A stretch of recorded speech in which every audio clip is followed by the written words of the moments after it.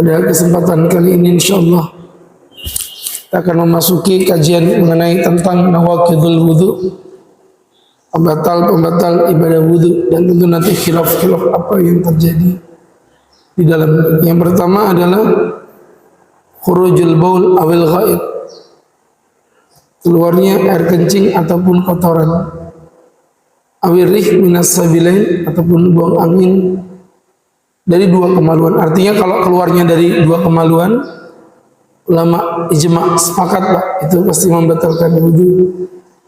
Yang menjadi khilaf itu apabila keluarnya melewati bukan dua kemaluan. Contoh, mohon maaf, orang yang memiliki penyakit tertentu maka dikeluarkan lewat selang ya, atau dikeluarkan lewat sesuatu yang ditempelkan di tubuhnya.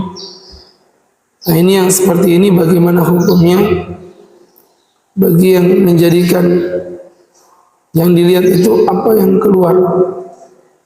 Itu Imam Abu Hanifah. Maka bagi Imam Abu Hanifah maupun Imam Ahmad mengatakan apapun yang keluar dari tubuh kita, ya sekali lagi saya ulangi, apapun yang keluar dari tubuh kita, mau lewat dua kemaluan maupun tidak lewat dua kemaluan, ya intinya batal. Itu menurut Imam Abu Hanifah.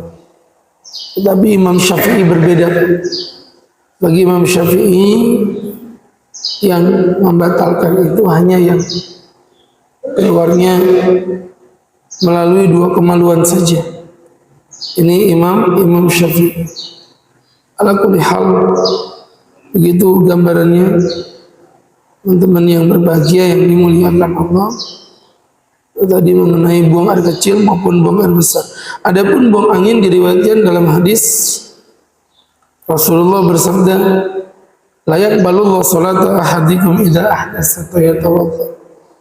Salat kalian tidak akan diterima kata Nabi jika kalian berhadas sampai kalian berwudu. Faqala rajulun min Hadramaut, seorang laki-laki dari kawasan Hadramaut berkata, wa mal hadas ya Abu Hurairah, apa sih maksudnya hadas itu wahai Abu Hurairah?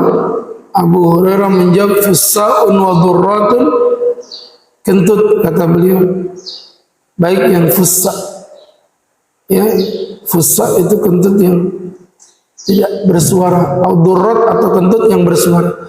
Begitulah bahasa Arab itu hebatnya, sama-sama kentut beda, yang ini bersuara ini enggak, itu bahasa Arabnya beda. Ya, yang kentut bersuara namanya dhurrat, sedangkan yang tanpa bersuara namanya fussa. Nah, ini sekaligus menjawab, ada orang bilang, oh itu kalau kentut tidak ada suaranya tidak batal. Dapat dari mana itu? Ada dalilnya tuh. Jadi ceritanya Nabi didatengin seorang laki-laki, ya Rasulullah, aku nih galau. Dibilang kentut tapi enggak, dibilang enggak tapi kentut. Aku nih kentut enggak ya? Begitu bahasanya. Kata Nabi apa? La yang fatih, jangan bubar hatta yasma' sauta aw yajidu riha, sampai kau mendengar suara atau mencium bau. Jadi dari hadis ini jelas Nabi mengatakan salatnya lanjut sampai kau dengar suara atau mencium bau. Berarti kalau enggak ada suara, enggak ada bau, enggak ada batal itu kentutnya. Ini menurut pendapat orang tersebut. Maka kami jawab, Anda salah paham. Pertama tadi sudah kami jelaskan, hadisnya jelas ada dhurrat, ada fussa. Sedangkan maksud hadis tadi, lihat dulu dong kronologinya. Karena di situ ada kronologinya. Ternyata di situ berlaku orang yang galau. Kentut enggak ya? Kentut enggak ya? Nabi bilang, udah jangan dianggap. Ya, jangan dianggap, lewatin aja. Lupain aja. Karena memang masih meragukan. Gitu loh. Masih meragukan, kentut enggak ya? Kentut enggak ya? Cuekin aja, lanjut sholat begitu. Tapi kalau Bapak udah yakin kentut, ya kentut. Walaupun tidak bersuara. Karena memang kentut ini ada beberapa kentut itu yang profesional. Ya, dia tidak bersuara, silent, hanya getaran saja. Yang sehingga jamaah yang berbahagia, yang dimuliakan Allah, Ini menjadi pembelajaran untuk kita bersama. Itu yang pertama tadi. Kemudian yang kedua adalah keluarnya mani, madhi, wadi. Untuk madhi, wadi itu ulama ijma' sudah sepakat, tidak ada perbedaan. Ya, membatalkan wudhu. Karena hadisnya jelas. Imam Ali itu berkata, kuntu rajulan madza. Aku ini gampang sekali keluar mani. Maaf, madhi. Madhi itu kayak gimana ya? Lihat ada cewek cantik terangsang gitu. Itu keluar cairan, bukan mani, beda ya. Kemudian kata Imam Ali, aku ini gampang keluar madhi. Mau tanya sama Nabi, tidak enak. Karena Nabi kan mertua. Ya nggak enak lah Pak, tanya mertua masalah kayak gitu. Ayo coba Bapak saya tantang. Tanya ke mertua, gimana caranya pakai kondom, ditampar memang sama mertuanya. Mantu tidak sopan itu namanya. Ya kan?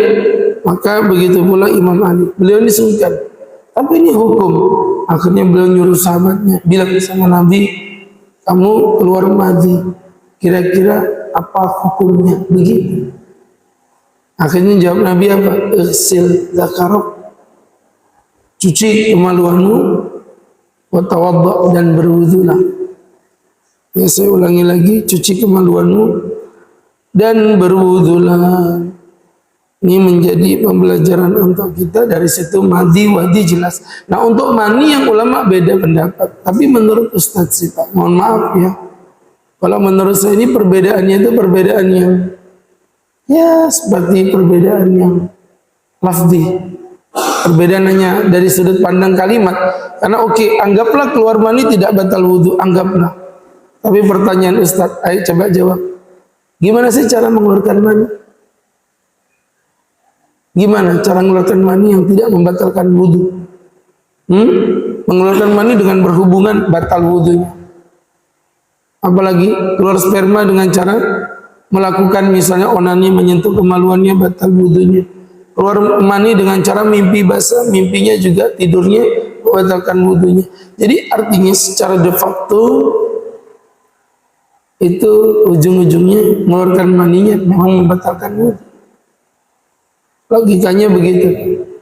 Sehingga ini menjadi pelajaran. Walaupun ada yang cerita bisa aja itu orang tidur mutamakin kemudian mimpi basah. Dia tidur di masjid sambil duduk keluar mimpi basah. Saya bilang ya mungkin aja. Cuman kan lebay contohnya. Masa iya orang salat, orang tidur sambil duduk bisa sampai mimpi basah? Ya kan, dengerin pengajian sambil duduk sampai keluar mimpi basah, itu kan orang nggak jelas itu namanya. Ya, seperti itu gambaran. Kemudian berikutnya jamaah yang berbahagia, itu yang kedua. Yang ketiga adalah an-naum al-mustaghraq, tidur. Nah, tidur ini membatalkan ibadah wudhu. Memang khilaf Pak ulama Pak. Ada yang bilang batal, ada yang bilang enggak. Dalilnya pun memang bervariasi. Tapi mohon maaf, kalau kita pelajari pendapat yang mungkin mengambil jalur tengah dalam hal ini adalah mengatakan begini, ini pendapat Imam Syafi'i. Kesimpulannya bahwa tidur itu pada dasarnya tidak membatalkan ibadah wudhu. Itu pada dasarnya dulu. Tetapi yang jadi masalah, di dalam tidur ada kemungkinan untuk membatalkan wudhu, yaitu dengan buang angin. Memang Bapak bisa memastikan selama tidur Bapak tidak kentut kan? Tidak bisa. Maka dari situlah kata Imam Syafi'i begini, perhatiin. Kalau Anda tidur tapi Anda bisa menjamin Anda tidak kentut, Anda tidak batal wudhu. Masalahnya gimana caranya Imam Syafi'i? Ya, yaitu dalam kondisi duduk mutamakin. Duduk sempurna, kayak Bapak gini duduk. Ya kayak yang tidur-tidur ini lah Bapak lihatin kanan kiri. Itu praktek langsung duduk mutamakin. Saya nggak perlu praktekkan, langsung dipraktekkan sama Bapak-bapak. Ya, yang duduk tegak begitu. Ini namanya tidur mutamakin ini Pak. Ya, makanya kalau kondisi begitu nggak mungkin kentut Pak. Nggak bisa. Coba Bapak praktekkan. Orang kalau duduk tegak gini mau kentut, pasti action dia. jadi gini ya, maksud saya itu seperti ini ya gitu, sambil nyari tempat angin keluar, gitu ya. Jadi jamaah yang berbahagia, yang dimuliakan Allah. Tadi Pak berkaitan dengan tidur mutamakin. Karena kalau tidur sambil duduk atau mutamakin itu batal. Mohon maaf ya. Mohon maaf. Itu Jumatan batal semua itu. Kenapa? Karena Jumatan tidur semua. Apalagi khotibnya kahik-kahik. Ittaqullah. Udah cocok sudah. Makanya orang Eropa boleh jadi orang kaya, tapi hidupnya nggak bahagia. Mereka mengalami susah tidur, penyakit insomnia, berangkat ke psikiater, kayak orang gila. Kalau mau jadi orang yang tenang hidupnya, jadi orang Islam. Gak perlu minum obat tidur, cukup datang Jumatan cari khotib yang paling tua, dijamin tidur. Ya. Jadi bapak-bapak yang berbahagia, itulah hebatnya jadi orang Islam. Yang hidupnya tenang, nyaman.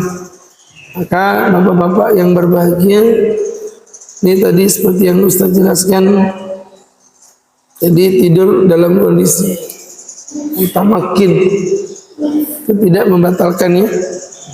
Jumat itu pada tidur semua. Makanya saya kalau khotib itu nadanya kadang naik turun.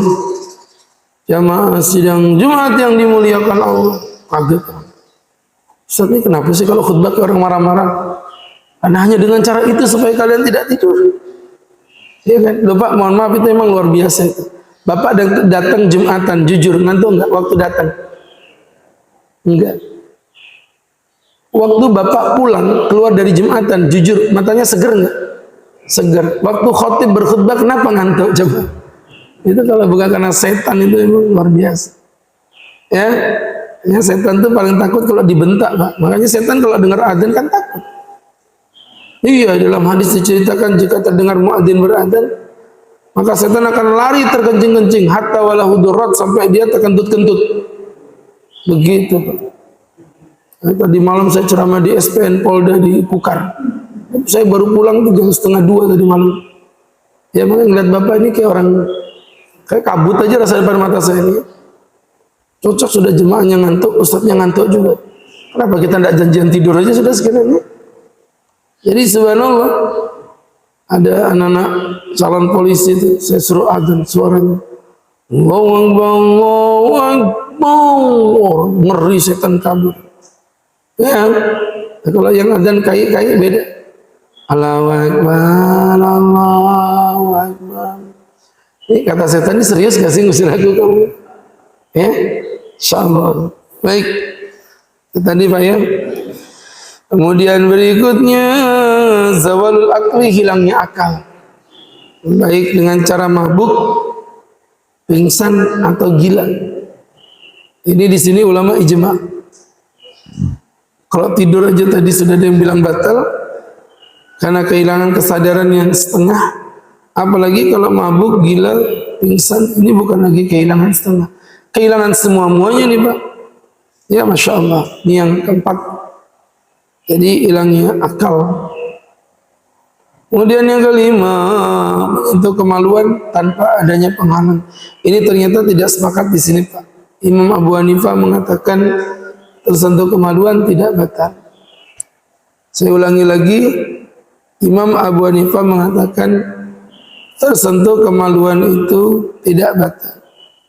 Tetapi pendapat ini dibantah oleh mayoritas ulama dari Imam Malik, Imam Syafi'i, Imam Ahmad, tiga-tiganya kompak menyatakan bahwasanya menyentuh kemaluan batal, dan ini yang lebih rajih dan ini yang lebih sahih, didukung pada hadis yang diriwayatkan Abu Dawud, An-Nasa'i maupun Al-Imam Ibn Hibban. Dikatakan Nabi dari Basrah binti Safwan, Nabi bersabda, "Man massa dzakarahu falyatawadda." Barang siapa menyentuh kemaluannya, maka berwudulah, kata Nabi begitu. Maka berwudulah.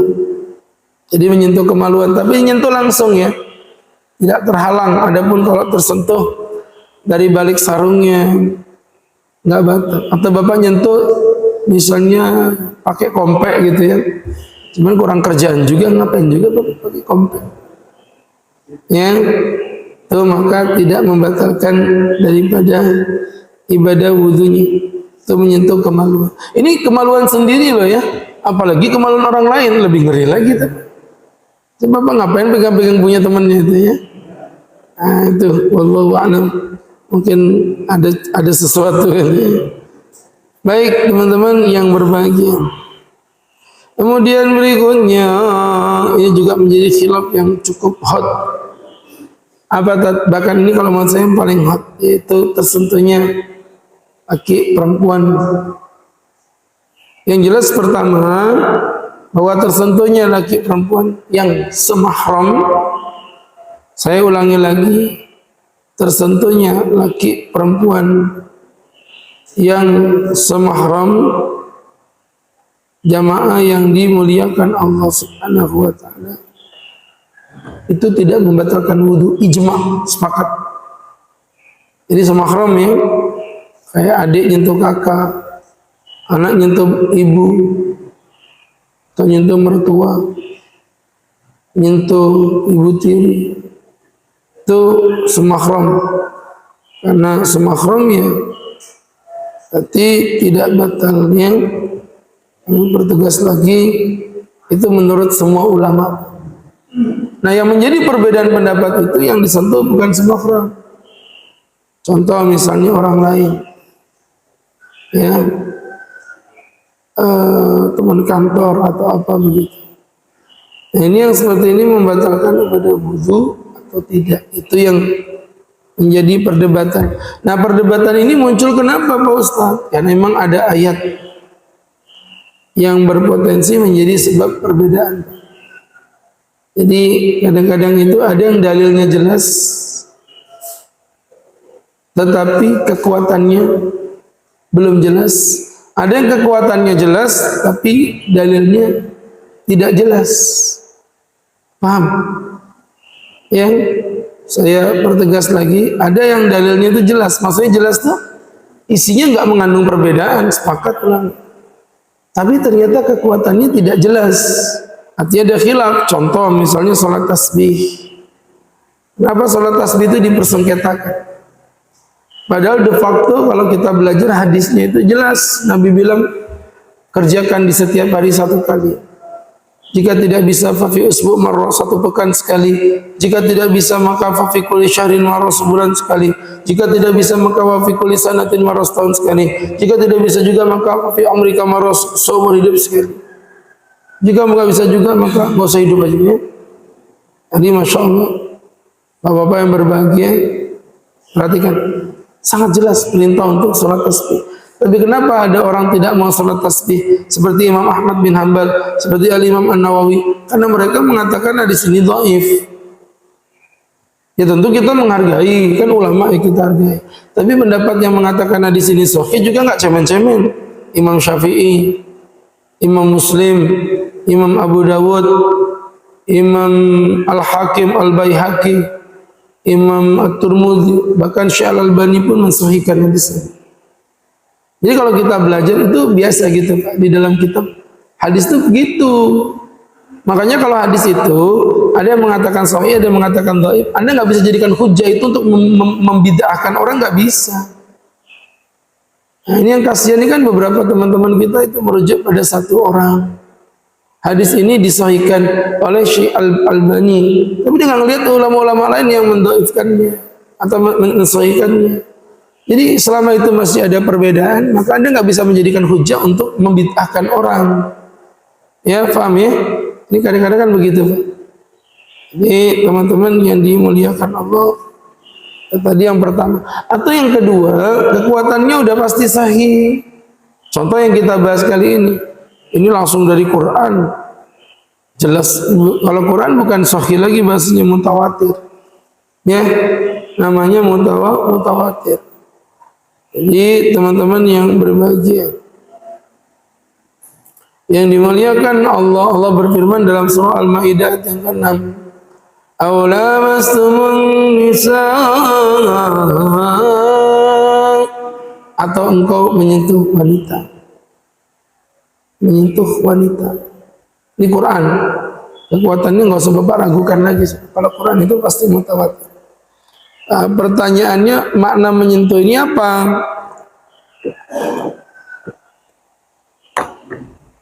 Apakah menyentuh itu begini, kulit ketemu kulit begini?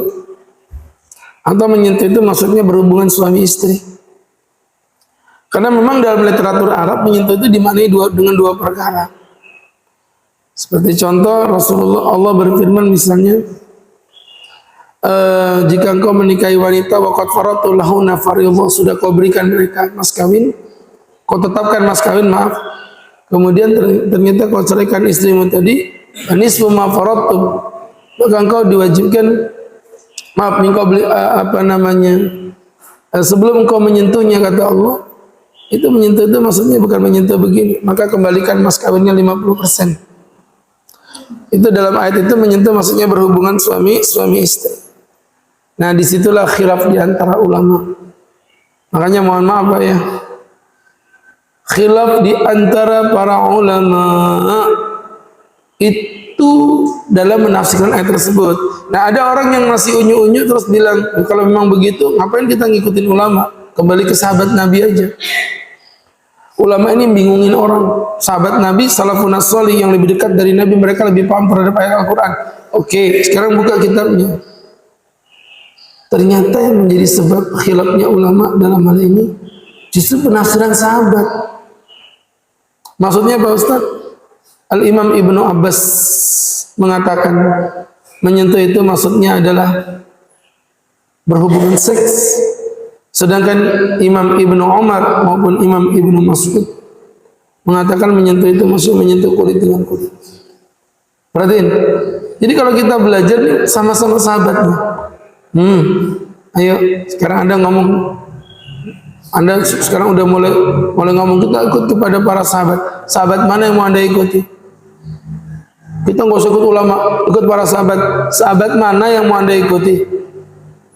Ya, saya ikut pendapat Ibnu Abbas. Kenapa? Itu yang lebih kuat. Tahu dari mana? Dari guru saya. Berarti kau bukan mengikuti sahabat, tapi ngikutin gurumu, Babang. Ya. Jadi teman-teman yang berbahagia, nih yang harus kita pahami ya. Khilaf itu disebabkan kalau tidak karena itu, karena ini. Yang tadi dalilnya sahih, pemahamannya masih belum jelas, atau pemahamannya jelas, tapi dalilnya belum tentu sahih. Itu maksudnya. Nah, kemudian berikutnya beberapa item yang dipersangkakan batal tetapi sebenarnya tidak batal. Apa saja itu? Yang pertama adalah memakan daging unta. Jadi memakan daging unta itu ada khilaf di antara ulama. Dan ini khusus daging unta Pak ya. Mohon maaf, selain daging unta tidak ada. Karena kita waktu kecil udah biasa dengar kata-kata gini, makan batal wudunya, gitu. Bapak pernah dengar itu? Ya kalau Bapak nggak dengar, ngapain juga saya membahasnya? Nggak usah kalau gitu. Baik, kita lanjutkan aja. Nah, kalau Bapak pernah dengar, saya mau luruskan itu salah. Saya akan jelaskan dasarnya. Kalau Bapak kayaknya nggak dengar, ngapain juga saya jelas? Ya. Jadi pernah dengar nggak itu Pak? Saya tumben kompaknya. Jadi teman-teman yang berbahagia, itu mitos. Nggak ada. Makan dan minum tidak membatalkan ibadah salat. Ibadah wudu. Saya sepakati lagi, saya pertegas lagi, tidak membatalkan ibadah wudu. Makan apapun itu bentuknya. Cuma nanti kalau habis makan memang disunahkan Bapak kumur-kumur lah, supaya nanti wudu mulutnya tidak kotor itu ya. Habis makan Bapak kumur. Takutnya kalau tidak kumur selesai makan langsung sholat Allahu Akbar. Tiba-tiba di mulut ada selilitan. Ditelan batal. Dibuang sayang. Dah ambil aja taruhin kantong sini. Nanti pulang ke rumah digoreng lagi ya. Jadi teman-teman yang berbahagia itu tadi Pak, mengenai tentang mitos. Nah, khilafnya itu cuma satu, daging onta. Mesti Bapak berpikir-pikir kan, iya tadi ya. Kenapa bisa begitu ya? Emang ada masalah apa dengan daging onta? Jadi ceritanya gini Pak, ada hadis riwayat Jabir bin Samarah. Rajulan sa'ala Nabi an natawadda min luhumil ghanam. Apakah kami harus berwudu ketika kami memakan daging kambing? Kemudian Nabi berkata, in syi'ta tawadda, in syi'ta fala tatawadda. Jika engkau berkehendak maka berwudulah. Jika engkau tidak berkehendak maka janganlah engkau berwudu. Artinya ketika Nabi ditanya apakah kami berwudu dari daging kambing, Nabi bilang pilihan kamu wudu silakan, tidak mau wudu nggak apa-apa. Artinya bebas kan gitu kan. Nah pertanyaan kedua, ana tawadda min luhumil ibil ya Rasul, apa kami harus berwudu kalau makan daging unta? Kata Nabi, na'am tawadda min luhumil ibil, ya berwudulah engkau dari daging unta. Di sinilah Imam Ahmad mengatakan hukumnya batal kalau makan daging unta. Dan ini hadisnya Jabir bin Samarah ini sahih, sahih riwayat Muslim maupun Imam Ibn Majah. Nah kalau hadis ini sahih, uniknya mayoritas ulama tidak menggunakan hadis ini. Mayoritas ulama malah mengatakan bahwasannya makan daging unta tidak membatalkan wudu. Padahal ini hadisnya sahih, gitu. Mulai pening lagi Bapak. Kenapa nggak dipakai hadis ini Pak Ustaz? Padahal hadisnya sahih. Pemahamannya juga jelas tadi kan. Nabi bilang berwudulah dari daging onta. Tapi kenapa mayoritas ulama tidak mengatakan memakan daging unta batal wudu? Apa mayoritas ulama itu kurang ajar? Mereka tidak menghargai hadis, mereka melawan hadis, mereka ahli bid'ah. Ini lihat. Tidak semua menentang tidak menggunakan hadis itu bid'ah gitu tembaknya. Karena ternyata para ulama ini punya sudut pandang lain. Apa sudut pandangnya Pak Ustaz? Jadi ceritanya Pak, Abu Hanifah, Imam Malik, Imam Syafi'i tidak menggunakan hadis ini itu dikarenakan ada hadis riwayat Jabir. Ini hadis menjadi nasakh, penghapus dari hadis riwayat Jabir bin Samarah. Ya teman-teman, ada hadis yang diriwayatkan dari Jabir. Ini menghapus hukum riwayat tadi itu Jabir bin Samarah. Kenapa Pak Ustaz? Jadi ceritanya itu Nabi pernah bersabda atau diceritakan oleh Jabir, karena akhirul amrain min Rasulillah tarkul wudu mimma masatun nar. Bahwa perkara yang paling terakhir itu adalah Nabi meninggalkan wudu dari apapun yang tersentuh oleh api. Jadi apapun yang dimakan, itu semuanya sudah nggak ada wudunya lagi. Dan tadi penjelasannya bahwa ini yang paling terakhir, berarti menunjukkan itu menghapus. Jadi Bapak jangan heran di Islam itu di dalam syariat ada namanya nasakh mansukh. Hapus menghapus hukum, menghapus dalil Quran dengan dalil Quran semisalnya. Itu namanya nasakh. Dan itu di Islam banyak contoh. Ya, kami bertegas kembali bapak-bapak yang berbahagia. Tadi di dalam Islam banyak contohnya. Misalnya tentang dulu Allah memperbolehkan khamar. Ya ayyuhalladzina amanu la taqrabus salam. Hai orang yang beriman, jangan kau dekat-dekat salat. Wa antum sukara, sedangkan kau dalam keadaan mabuk. Hatta ta'lamu ma taqulun, sampai kamu sadar apa yang kamu ucapkan. Sekarang saya mau tanya, kamu jangan dekat-dekat sholat dalam kondisi mabuk sampai kamu sadar apa yang kamu ucapkan. Berarti kalau saya nggak ingin sholat, boleh nggak saya mabuk? Hah? Boleh. Dan waktu itu sahabat memang mabuk, zaman ayat itu turun mabuk. Baru ayat itu dinasakh, dihapus hukumnya dengan surah Al-Maidah 90:91. Innamal khamru wal maisiru wal ansabu wal azlamu rijsum min amali syaitan. Sesungguhnya khamr, berjudi, mengundi nasib, bermain anak panah, itu adalah rijis, kotoran dari perilaku setan. Fajtanibuhu la'allakum tuflihun. Maka jauhilah, ya jauhilah minuman keras itu agar kamu menjadi orang-orang yang beruntung. Ya, jadi teman-teman yang berbahagia, dinasakh, itu namanya nasakh mansukh. Dan contohnya banyak Pak, saya nggak bisa jelasin semuanya, terlalu panjang. Tapi di Islam itu memang ada yang namanya nasakh mansukh.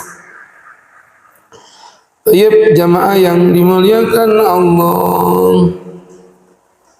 Kemudian berikutnya, jamaah yang berbagi, keluarnya darah. Ya, darah ini batal apa tidak? Sebagian ulama, yaitu mazhab Imam Ahmad, mengatakan bahwasannya batal kalau yang keluar darahnya banyak. Abu Hanifah mengatakan batal, mau banyak mau dikit. Imam Syafi'i, Imam Malik mengatakan tidak batal, baik banyak maupun dikit. Dan pendapat yang lebih roji, yang paling terakhir, yaitu Imam Syafi'i dan Imam Ahmad mengatakan darah itu memang tidak tidak membatalkan, baik sengaja maupun tidak. Sengaja contohnya bekam, ya, bekam, pengobatan alternatif Islam. Jadi sekarang malah dikembangkan, lucunya di Eropa, bukan di Arab, di Eropa. Ya, bahkan saking viralnya bekam di daerah Inggris itu sampai ada pemain bola namanya David Beckham. Saking seringnya dia dibekam itu. Jadi teman-teman yang berbahagia, yang dimuliakan Allah Subhanahu wa ta'ala, ini tadi bekam, ataupun dengan sengaja, ya, ataupun dengan cara tidak disengaja. Qalilan au katsiran, baik banyak maupun dikit, sengaja, intinya tidak membatalkan ibadah wudunya. Maksudnya begitu, termasuk juga dengan mimisan, ya. Mimisan tidak membatalkan ibadah wudu. Jamaah yang berbahagia. Kemudian al-qai, muntah. Dan masalah muntah ini sama dengan masalah darah. Yang tadi Imam Abu Hanifah bilang batal, Imam Ahmad bilang batal kalau banyak, kalau dikit tidak.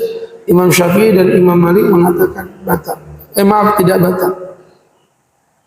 Itu masalah muntahnya sama kayak begitu tadi.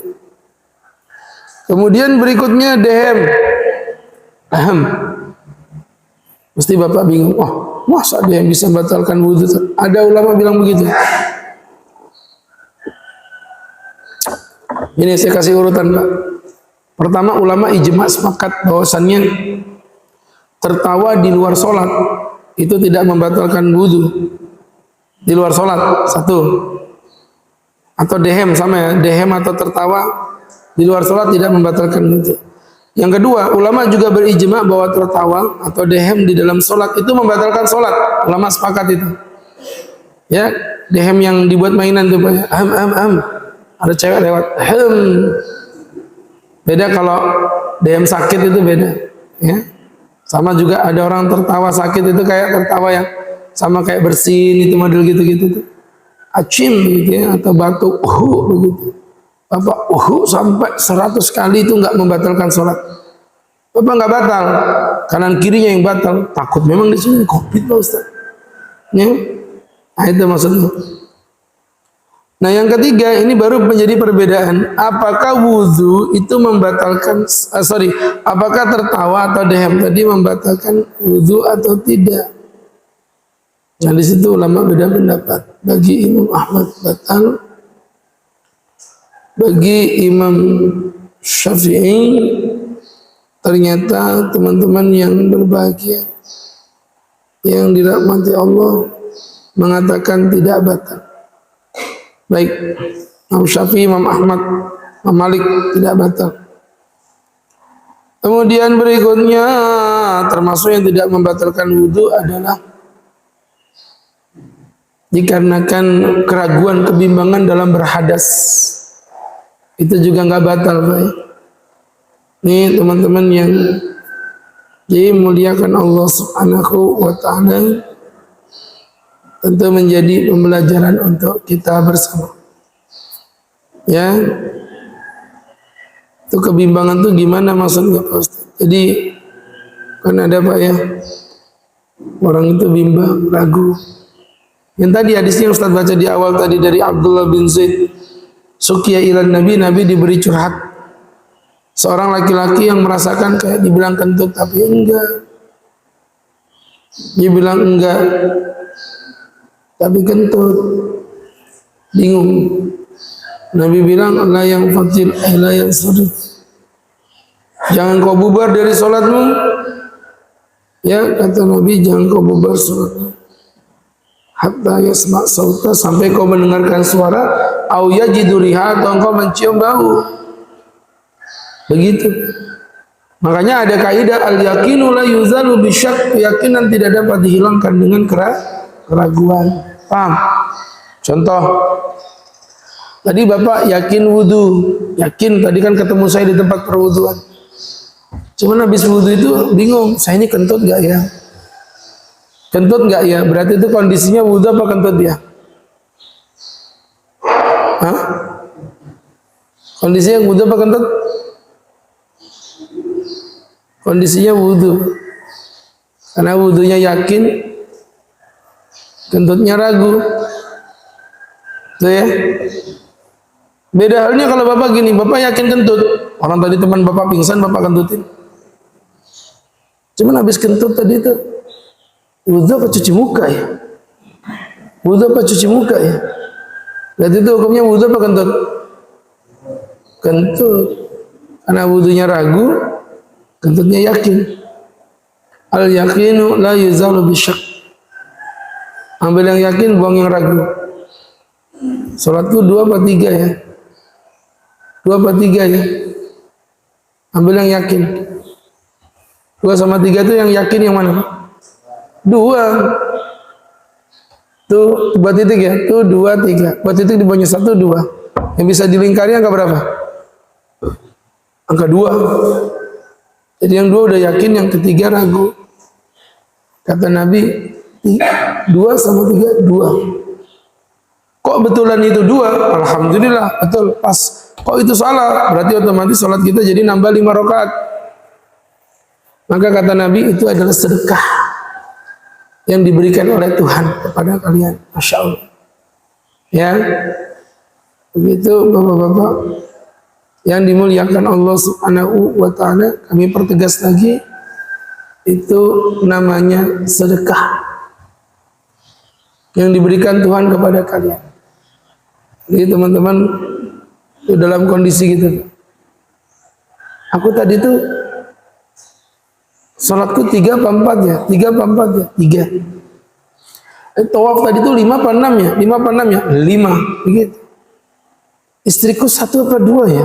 1 apa 2 ya? 3. 3-3-nya aja.